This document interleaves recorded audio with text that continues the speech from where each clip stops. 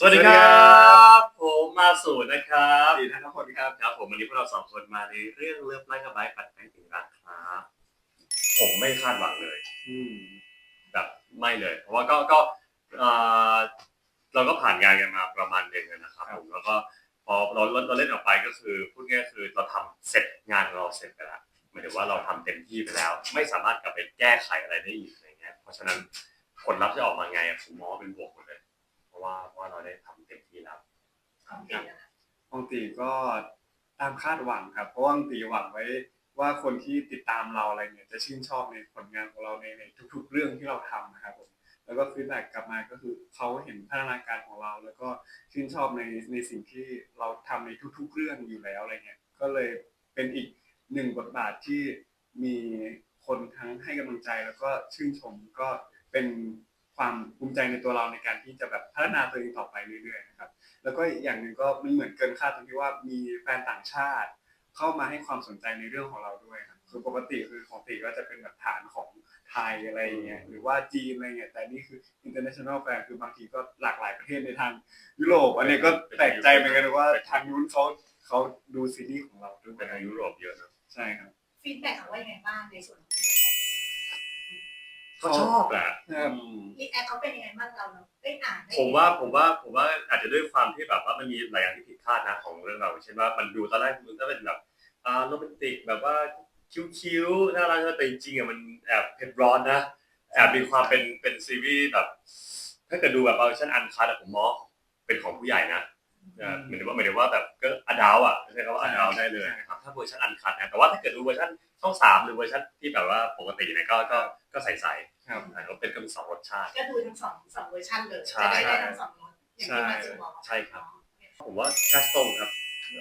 ก็ตรงไปตรงมาคือด้วยตัวละครด้วยกิจกรรมในเรื่องที่ต้องทำอย่างปั่นจักรยานอะไรเงี้ยผมก็ค่อนข้างคุ้นเคยอยู่แล้วครับผมก็เลยตัดสินใจได้ไม่ยากเลยครับแล้วของตีล่ะครับของตีก็เป็นตัวละครที่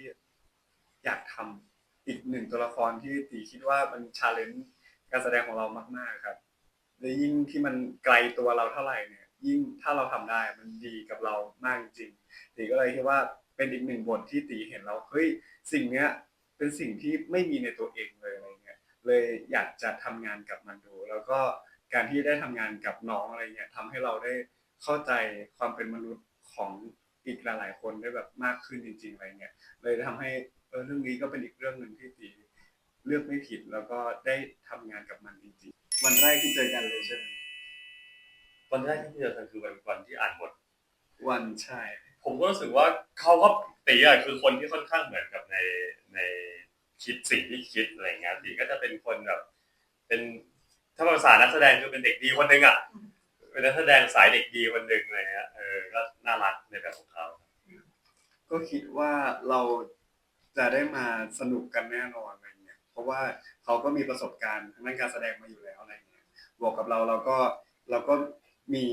ของเราระดับหนึ่งซึ่งกลายเป็นว่าตีคิดว่าถ้าสองคนได้แบบมาปล่อยของใส่กันหรือว่าแบบได้มาร่วมแสดงร่วมแบบเล่นเล่นไปด้วยกันตีคิดว่าน่าจะเป็นอะไรที่สนุกและมันมากๆครับจริงๆแล้วถ้าในพาร์ทของการแสดงตีว่าไม่ได้แนะนำอะไรเขาเลยครับเพราะว่าเหมือนเขาก็มีในช่องของเขาอยู่แล้วแล้วก็เรามาเล่นกันไม่ได้ติดปัญหาในเรื่องของวายหรือไม่วายเลยเพราะว่าพอแต่ละคนน่ะสวมตัวละครไปแล้วอะครับเขาว่าวายมันไม่มีอยู่ในหัวเลยมันมีแค่ว่าความรักที่เรามีให้กันความปรารถนาดีมีให้กันแล้วก็ความสัมพันธ์ที่มันน่ารักที่มันเกิดขึ้นของตัวละครเลยครับแต่ว่าในพาร์ทของวายก็คือตีก็อาจจะแนะนำในเรื่องของด้านนอกของการแสดงก็คือนอกเหนือจากผลงานอะไรเงี้ยครับเรื่องการโมเมนต์ด้านนอกเวลาที่แฟนคลับผ่านตลาดวายซึ่งมันจะแตกต่างจากฐานแมสอยู่แล้วซึ่งตลาดของแมสเนี่ยเขาอาจจะเสพเรื่องผลงานแล้วก็ดูที่ตัวนักแสดงคู่เป็นหลักอะไรเงี้ยแต่ว่าของตลาดวายเนี่ยก็ทุกคนก็รู้อยู่แล้วว่าตลาดวายพอเข้ามาลงปุ๊บมันจะต้องมีคอนเทนต์มันจะต้อง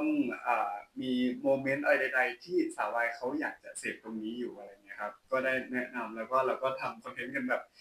โอ้สิกดคลิปก็แฟนคลับก็ชอบกันลงไปเขาก็กดไลค์กดแชร์แล้วก็ดูกันเยอะมากครับถ้าคำถามก็ต้องแยกเป็น2ส่วนครับซีรีส์วายพาร์ทของงานแสดงกับพาร์ทเบื้องหลังพาร์ท หลังงานแสดงหรือว่าเช่นตอนเจอแฟนคลับเจออะไรอย่างเงี้ยไอ้พาร์ทงานแสดงสำหรับผมมันเหมือนที่ตีพูดเมื่อกี้ก็คือมันไม่มีคำว่าซีรีส์วายซีรีส์เพราะว่าทุกคนที่เป็นแม้กระทั่งผมเป็นคนที่บิลีฟในความจริงครับหมายถึงว่าทุกครั้งที่เวลาผมเข้าฉากก็เหมือนผมไปเข้าเป็นเขาผมไปเป็นชีวิตคนคนนั้นอยู่จริงๆอะไรเงี้ยแล้วคนที่เป็นความรักกับผู้หญิงผู้ชายเขาก็ไม่ได้คิดอยู่ว่าเฮ้ยชีวิตฉันเป็นชีวิตวายเว้ยไม่ใช่เขาก็ชีวิตปกติคนหนึ่งครับซึ่งเขามีความรักให้กับผู้ชายคนหนึ่งหรือให้เขาให้ผู้หญิงคนหนึ่งเพราะฉะนั้นคำว่าซีรีส์วายไม่มีสำหรับผมมันก็เป็นเหมือนซีรีส์เรื่องหนึ่งเหมือนเรื่องอื่นแต่เป็นความรักในแบบที่ผู้คนเนี้ยเขารักคนนี้แต่อันเนี้ยความแตกต่างที่ผมกระโดดเข้ามาผมโอ้โหนี่ต่างเยอะคือเขาเรียกว่าอะไรเขาเรียกว่าแบบเบื้องหลังจากเล่นซีรีส์เขาเรียก มัน ว่า after party มัน after party เวลา หลังจากการแสดงเสร็จสิ้นการไปเจอแฟนคลับเลยการเนี่ยอันนี้โลกใหม่ของผมแล้วผมแบบผมเปิดมากหัวระเบิดที่ว่าว้าวมันแบบพูแตกว่าแบบว่าเฮ้ยอะไรวะเนี่ยแบบว่าแบบเป็นสิ่งใหม่ทุกอย่างใหม่ก่อนหน้านี้เราไม่เคยใช่ผมเติบโตมากับการเป็นแบบนักแสดงช่อง3อ่ะก็จะเป็นประมาณนี้แล้วเราก็มีแบบว่าปกติเจอแฟนคลับประมาณนี้แต่ว่าพอเวลาเป็นความซีรีส์วายความซีรีส์วายเนี่ยมันจะต้องมีการกิฟต์เสิร์ฟอะไรเขามากขึ้นอะไรเงี้ยครับผมก็เป็นสิ่งที่ผมได้เปิดโลกใหม่ก็ง่ายเพราะว่าแปลกใจมากครับคือปกติตีคิดว่าเลิฟซีนเนี่ยอาจจะใช้เวลาตีมองว่าอาจจะไม่ได้ยากหรอกแต่ว่าอาจจะต้องใช้เวลาในการที่ปรับตัวเข้าหากันนิดนึงเราด้วยความที่เราแบบมาเจอกันครั้งแรกด้วยแล้วก็ใหม่กันไม่ได้คุ้นมือกันไม่ได้รู้จังหวะกันขนาดนั้นอะไรเงี้ยแต่กลับกลายเป็นว่าเลิฟซีนเป็นอะไรที่ทำออกมาลงง่ายที่สุดในซีนที่เราเล่นกันอะไรอย่างเงี้ยมันเหมือนมันคลิกอะไรบางอย่างแล้วก็ลุยกันไปได้เลยครับตีมองว่าเราข้ามขั้นไปเลยอ่ะอย่างบางคนเขาแบบว่าเชื่อใจแล้วไม่เชื่อใจคือเชื่อใจถึงรู้สึกอันนี้แบบรู้สึกสบายใจที่จะเล่นหรือว่าถ้าไม่เชื่อใจก็รู้สึกว่าเอ๊ะมันมีกำแพงหรืออะไรเงี้ยแต่เรา2คนคือไอ้2ก้อนนั้นไม่มีทิ้งไปแล้วก็1 3 2 1ลุยใช่ไม่มีทุก2ก้อนนี้เลยแบบ3 2 1ลุยตัวละครรู้สึกนี้ตึ๊ดคือเหมือนเวลาทำงานปุ๊บเราเข้าค่อนข้างที่จะเข้ากันแบบเรื่องของการแสดงเราเหมือนแบบอาจจะโชคดีที่เราได้ทั้งคนที่เคยมีประสบการณ์ในการแสดงมาแล้วเราก็มีประสบการณ์มาอยู่แล้วด้วยพอมาเจอกันมันก็เลยง่ายมากครับใช่กลับกลายเป็นว่าไปยากในส่วนปมหรือว่ามุมของตีแต่ส่วนเขาก็จะมีในเวของเขาที่เขาต้องเล่นเป็นหมอน้ำหนึ่งที่แบบดูแลแล้วก็รักษาใส่ลดความอบอุ่นที่แบบมีให้น้องความที่แบบใจที่มันเป็นห่วงน้องอะไรอย่างเงี้ยมาสู่ตอนเลิฟซีนเรามีคุยกันแล้วเอาเทคเยอะมันผ่านเลยนะมันก็เป็นไม่ได้คุยเลย3 2 1ปุ๊บลุยปุ๊บแล้วก็เทคเดียวเอาผ่านเลยพี่เสร็จแล้วเราก็เปลี่ยนมุมกล้องเลยเพราะว่าเขาก็อยากรับอีกหลายๆมุมเพื่อที่ว่าจะได้เอาไปใช้อะไรอย่างเงี้ยครับใช่ครับคือความที่เราก็อินโฟไว้ไปคือเป็นตัวละครแหละมันก็เลยง่ายเลยใช่นี่มองว่าอย่างของคนอื่นเขาอาจจะมีบล็อกกิ้งว่าต้องสลับนู่นนี่นั่นอันนี้คือเขาก็ถ่ายไปแล้วเขาก็พากไปด้วยขึ้นลงอันนี้ต่อแล้วก็มันก็เลยเป็นแบบว่าได้เลยแล้วเขาไปตัดต่อของเขาก็ได้มุมเขาที่เขาต้องการใช่ครับกล้องของเราเป็นกล้องที่เวลากระชั้นมากคือหมายถึงว่าเรียกว่าบีบอัดถ่ายให้แบบรีบเร่งเพราะฉะนั้นเนี่ยทุกคนจะต้องแบบโฟกัสตัวละครของตัวเองมากๆเลยครับด้วยความที่ของตีเองก็ยากทางด้านอารมณ์ด้วยแล้วก็ในซีนอื่นๆที่มันจะสวิงไปสวิงมาแบบซีนนี้แฮปปี้มีความสุขไล่ตามผู้ชายอยู่อะไรเงี้ยอีกซีนนึงเอาร้องไห้เจอความเจ็บปวดเจ็บปวดเสร็จปุ๊บเที่ยวกับเพื่อนต่อเที่ยวกับเพื่อนเสร็จปุ๊บเอาดราม่าปรึกษากันอีกเลยก็ครอบครัว3 คนครอบครัว2ใช่เรียกว่าวันนึงเนี่ยเป็นไบโพล่าจริงๆครับแล้วก็ทำงานตั้งแต่แบบตื่นตี 5 6 โมงเช้าเข้ากองแต่งหน้าทำผมเลิก4 ทุ่มกว่าจะอาบน้ำเปลี่ยนเสื้อทบทวนบทในวันพรุ่งนี้ก็4 5 ทุ่มก็ทุกคนก็กองนี้เป็นกองที่เราแทบจะมีเวลาพักอาจจะน้อยหน่อยเพราะว่าเราต้องแบบโฟกัสกับงานค่อนข้างเยอะครับแล้วก็โลมันบีบด้วยอย่างเช่นไปพัทยาเนี่ย4 คิวก็คือ4 คิวจบเลยทั้งเรื่องก็ไม่ต้องไปพัทยาอีกแล้วก็กลับมาถ่ายกรุงเทพวันนั้นจะบีบอัดแต่ส่วนใหญ่นักแสดงของเราจะไปใช้ชีวิตกันด้านนอกมากกว่าหมายถึงว่าพอจบพาร์ทของการทำงานออกไปครับเราก็แบบไปทำบุญด้วยกันที่แบบอยุธยาอะไรเงี้ยครับไปวิ่งกันชวนกันไปกิจกรรมที่เป็นสปอร์ตเขาเนี่ยวันนี้ก็ไปกินข้าวด้วยกันเจอกันข้างนอกใช่ไปเขาเรียกว่าได้มีเวลาที่ได้ใช้ชีวิตอยู่ด้านนอกแต่ว่าข้างในการทำงานก็คือแบบว่าโห โหงานมันลุยแบบต่อเนื่องไม่มีหยุดใช่มันรันไป ใช่ ส่วนมากเวลาเจอกันข้างนอกนี่มาสุดนัดกันไปไหนคะเวลาที่เจอกัน กินอ่ะไปหา ก็ อะไร จะ กิ มี น ชา ข้าวไป ชาบูปิ้งย่างอะไรอย่างเงี้ย ใช่ครับผมว่าผมกับตีอะเป็นเรียกว่าไงเป็นสไตล์แบบปรึกษาเลยอะเฮ้ยวันเนี้ยเราจะทำอะไร เราปึ๊บอย่างนี้ดีไหมอะไรอย่างเงี้ยคือแล้วตีเขาเป็นคนดีเทลมากนะเห็นแบบตีเขาเป็นคนแบบละเอียดมากเฮ้ยพี่แบบนี้ไหมอะไรเงี้ยผมว่าเราคุยกันได้ทุกเรื่องเลยอะจะเป็นลักษณะของการทำงานที่แบบไม่มีคอนฟลิกต์เพราะว่าทุกอย่างคุยได้หมดเลยอันไหนตีชอบอันไหนตีไม่ชอบในผมชอบผมไม่ชอบอันนี้เราจะแบบนี้มัน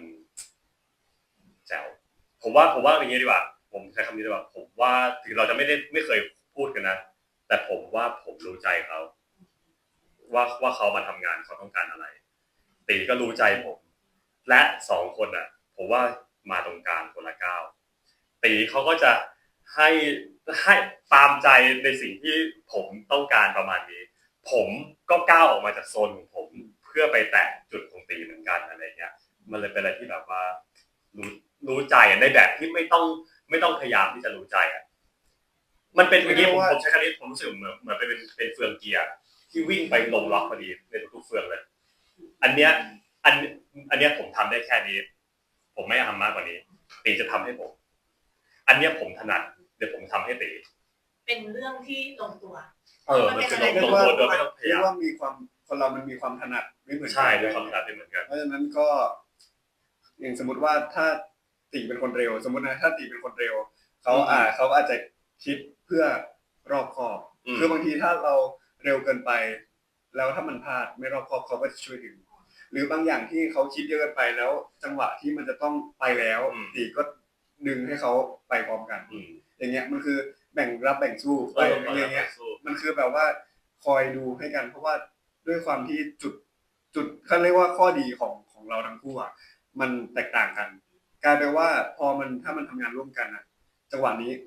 ที่อย่างนี้จังหวะนี้เฮ้ยน้องอย่าพึ่งอันตรายอย่าพึ่งอะไรอย่างเงี้ยคือมันจะแบบว่าช่วยกัน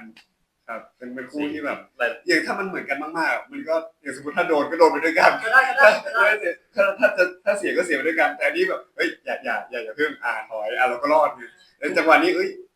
นิ่งไปมานี้พี่มานี้เขาทำเจงก็ไปก็รอดทุกครั้งที่เป็นสิ่งที่ผมไม่อยากทำจะเป็นสิ่งที่หันไปเห็นตีกำลังทำอยู่หรืออะไรเงี้ยมันแบบพอดีเลยเมื่อกี้ชอบคำที่มาสุดบอกว่ามันไม่ต้องพยายามมันลงล็อกกันโดยที่ไม่ต้องพยายามใช่มันไม่ต้องพยายามเพราะมันก็จะรู้สึกแบบมันจะมีใครสักคนทำสิ่งนี้อยู่เสมอเลยในสิ่งที่คุณกำลังไม่ได้ทำอะไรเงี้ยมันก็เลยแบบซึ่งมันก็เป็นข้อดีครับเพราะว่าบางทีก็อย่างเช่นถ้าเราทำไปโดยที่แบบเอาว่าจะเจ็บไม่เจ็บรู้ลองไปก่อนแต่เขาบอกว่าเฮ้ยอย่าเลยถ้าไปแล้วมันเจ็บก็ไม่คุ้มอย่าพึ่งอะไรอย่างเงี้ยการนี้เฮ้ยนี่ผมมั่นใจว่าอันเนี้ยไม่เจ็บแน่นอนคุณมาเขาก็สามารถดึงจากความกลัวเขาอ่ะก็มาเขาก็ทำได้แล้วก็ว่ะก็ไม่ได้เจ็บอย่างที่คิดเนี่ยเพราะฉะนั้นมันก็กลายเป็นว่าคู่เราเป็นคู่ที่แบบช่วยเหลือกันอะไรอย่างเงี้ยครับอยู่ที่ว่าแฟนๆจะซัพพอร์ตกันขนาดไหนครับผมถ้าเกิด